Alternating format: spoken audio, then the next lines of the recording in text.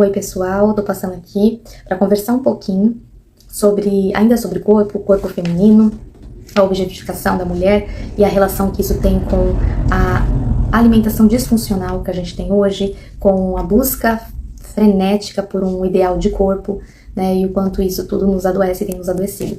Eu tô com um estudo aqui bem interessante que fala sobre as garotas pin-ups, né, quem sabe a pin-up é um personagem, né, de uma mulher, né, toda curvilínea, com um olhar meio inocente, ao mesmo tempo meio provocante, né, e o quanto isso é erótico e tudo mais. Aí fala assim, a garota pin-up, a objetificação e a sexualização da mulher na contemporaneidade. Então, a influência mesmo que essas pin-ups trouxeram nessa objetificação da mulher que a gente tem hoje, na atualidade, tá? Esse estudo é de 2018 e deixa eu ver aqui que tá muito escuro, do seminário Corpo, Gênero e Sexualidade. É um seminário bem interessante que teve aí, que fez esse estudo bem bacana. A gente vai conversar aqui um pouquinho.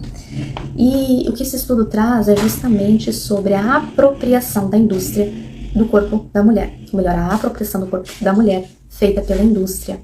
E que toda essa apropriação que se deu por meio de difusão em massa de imagens, como por exemplo das próprias pin-ups e tantas outras fotos, fotografias e tudo mais, que ditaram um comportamento, que instigaram primeiramente o desejo, para então ditarem um comportamento tanto feminino quanto masculino. Tudo isso foi realizado por quem? Por homens e não por mulheres. E esse estudo termina com uma frase assim, né, chocante, que fala exatamente isso, né? O sexo oposto, masculino, né, que dita as regras e o caminho que devem ser seguidos pelas mulheres para se chegar na sua própria idealização. Triste, né? Então, o quanto essa apropriação da indústria dos nossos corpos tornou os nossos corpos mercadoria. Enquanto a gente tiver esse olhar do nosso corpo vazio, apenas como um produto, limitado apenas para atender expectativas, especialmente masculinas, porque nós lemos aqui que foi idealizado por homens, nós vamos estar aí reféns, sujeitas.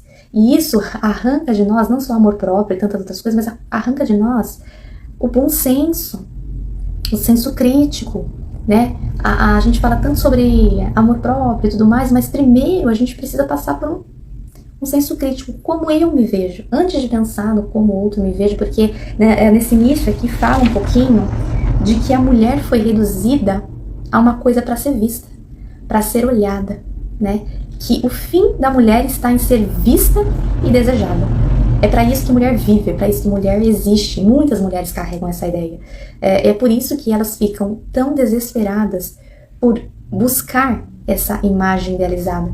É porque elas entendem que a finalidade delas está em ser vista, está em ser escolhida, está em ser aprovada, especialmente para um olhar masculino. Quando a gente fala do olhar da sociedade, se a gente pensar um pouquinho, a gente vai chegar à conclusão de que o olhar da sociedade ele é masculino. O olhar social para com a mulher é masculino. Por quê? Porque idealiza uma mulher, uma pseudo-mulher, completamente inatingível, fantasiosa, né, que não existe, que não tem marca, que não tem estria, que não tem marca de cesárea, que não tem ruga, que não tem celulite, né, que são inclusive o que o texto e o artigo traz aqui, que nos humaniza, né, que nos torna indivíduos individuais, né, que nos individualiza como seres humanos e que nos torna orgânicos, porque a gente está falando aqui de uma imagem. Imagem não é um ser vivo, né, é um ser inanimado, e a gente está de verdade buscando ser uma imagem. Não tem nenhuma possibilidade disso vir a se tornar possível, tá? Então hoje nós passamos por muitos corpos, né? Passamos por lá na era bem antiga, paleolítica, passou pela deusa, né, de Vênus, e onde ela era toda cheia, pronunciada. Depois passou por um bom tempo, dando um salto bem grande, a gente passou pela magreza, né, que é um pouco mais recente, e aí a gente passa hoje, né, atualmente, para aquele corpo um pouco mais volumoso. Passou pelo corpo mais volumoso, né, curvilíneo, que seria dessa época das pin-ups. E então chegamos no corpo fitness, né, que atual hoje ele não é nem... Ele é volumoso, mas ele é seco ao mesmo tempo, né, ele é musculoso. O que para a mulher se torna ainda mais inviável e desafiador, porque biologicamente nós não temos como ter e manter, né, não temos como desenvolver e manter esse padrão ideal de musculatura que é colocado, né? Claro que a gente tem músculo, a gente pode desenvolver músculo, mas não dessa maneira, e de uma maneira seca, como é a dos homens, né? Onde os músculos ficam marcados, evidenciados. justamente porque a mulher tem aí naturalmente uma maior propiciação, maior propensão de gordura corporal, né? Até porque ela tem que gerar uma outra vida e são vários fatores que justificam isso.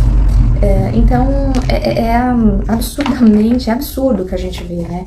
E, ao mesmo tempo, triste e preocupante, porque isso, ainda hoje, nos dias atuais, é o que rege a alimentação, o que rege a vida, especialmente das mulheres. Das pessoas em geral, porque o fitness e o lifestyle saudável traz um status hierárquico na sociedade, tanto para os homens quanto para as mulheres, né? Mas as mulheres, com certeza, com um peso maior em relação a isso, porque elas precisam não só, né, ter essa recompensa, mas elas precisam atender essa expectativa. É como se elas, fora dessa idealização, não servissem para mais nada, né? E não é diferente do que a gente vê na nossa sociedade, mulheres que envelhecem, mulheres que, né, naturalmente vão mudando e vão aí sendo cada vez mais esquecidas, excluídas, demitidas, né? E tantas outras coisas mais, né? Ou mesmo a mulher mais velha, ela vai desempenhar um determinado papel que uma jovem não vai, né? E isso acontece todos os dias na nossa sociedade e adoece. É por isso que estamos adoecidos. Então, se a gente tratar de alimentação e doenças de disfunção alimentar sem passar por isso, sem olhar para isso, a gente não vai conseguir melhorar. E é por isso que eu falo que a alimentação não é algo simplesmente baseado em foco, força e fé, em força de vontade. Existem muitas outras coisas que regem e que estão por trás disso, regendo atualmente cada vez mais e que a tendência é que continue regendo. É por isso que a gente tem que perceber isso para desenvolver uma opinião autocrítica, para poder se posicionar diante disso e não ser refém disso, né? Para que a gente não se envergonhe da nossa organicidade, da nossa naturalidade, do corpo, das marcas, né, que a gente tem. Que isso não é problema, que isso não é depreciação, né? Isso não é motivo de ofensa, isso não é ofensa, né? Ter dobras não deveria ser ofensa, não deveria ser algo ali para ser apontado de forma depreciativa. Então é importante que essa mudança de olhar comece por nós. Eu sei que é difícil olhar para o nosso corpo com neutralidade e de uma maneira diferente do que a gente está acostumado, né? A gente ainda tem a própria mulher tem um olhar erotizado para si. Ela se vê como uma fonte de desejo, ela se vê como uma moeda de troca, ela se vê como uma ferramenta de controle no masculino e tantas outras coisas. Então é importante que a gente comece a trocar esse olhar com nós mesmas, em nós mesmas, a ver o nosso corpo como algo funcional, né?